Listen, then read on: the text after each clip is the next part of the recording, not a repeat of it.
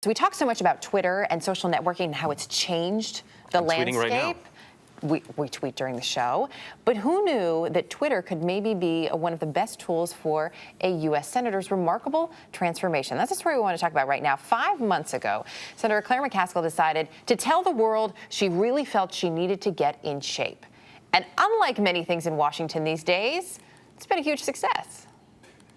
Fed up with her weight, in May, Missouri Senator Claire McCaskill chose a different path to losing weight. She turned to Twitter.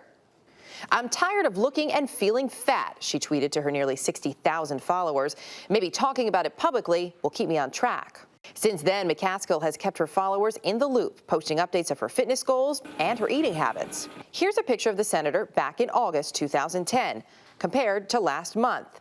Now, just 5 months after that first tweet about her weight, the senator has reached her goal of losing 50 pounds. But she's not just getting attention for her weight loss. It's also McCaskill's use of social media, inviting the public into her personal life, something fairly rare for an elected official. Earlier this month, she tweeted her fitness coach and followers saying, "I did it. Thank you, Team Charles, and my new BFF, Mr. Treadmill." And Democratic Senator Claire McCaskill of Missouri joins us this morning in her workout gear, ready to go to the gym. Great to have you with us this morning, and congratulations. Thank you very much. This is a huge goal for anybody to reach. It's a very tough thing to do, though, in public. What made you decide Twitter was the best way to help you accomplish this goal? You know, my Twitter account, I look at it as a way for people in Missouri to see the whole picture. I tweet about my kids. Yesterday, I tweeted about how happy I was that my daughter said she'd cleaned her apartment all day. I think it's important. I think it's important for people to see that I've got the same kind of problems and challenges that everybody else does. And obviously, for a woman in her 50s, figuring out how to stay in shape with a really hectic schedule is a big part of everybody's daily struggle in my state, and I think all across the country. Yeah, many women and men can relate to that, especially trying to fit it in with a busy schedule. I was reading that your trainer said you knew it. You knew what you had to do. You knew there was the diet and the exercise, but it was that third leg that was missing, which was accountability. And that's what you got with Twitter.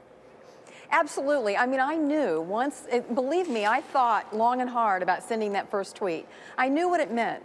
It meant that people were going to be watching to see if, in fact, I stayed on track, if I actually made that commitment to work out every day of the week and to really be accountable. And so when I hit that send button that day, I knew that there was no going back. I either had to make this happen or everybody was going to know that I had publicly failed in a pretty big way to get to a more healthy weight. You got some great support, some really fantastic feedback from your 59,000 followers, but did any of them join you on their own version of this journey?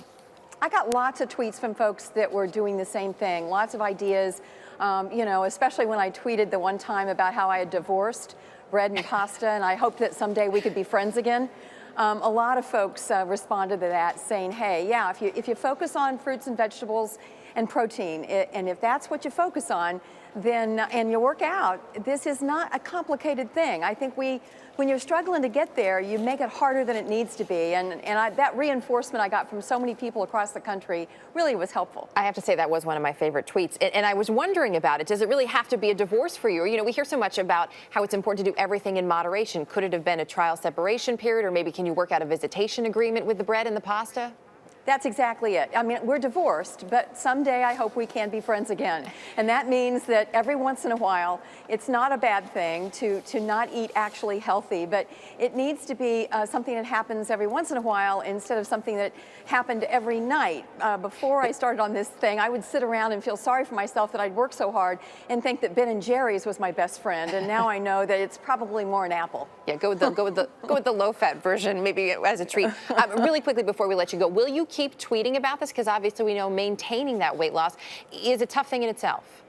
Yeah, and by the way, my Twitter account and the people that follow me will help me stay on track, because now this is really going to be embarrassing. I mean, if I manage to get healthy and then I go back to my old ways, it will be a public humiliation. So once again, that public accountability, sometimes it's not fun to be so publicly accountable.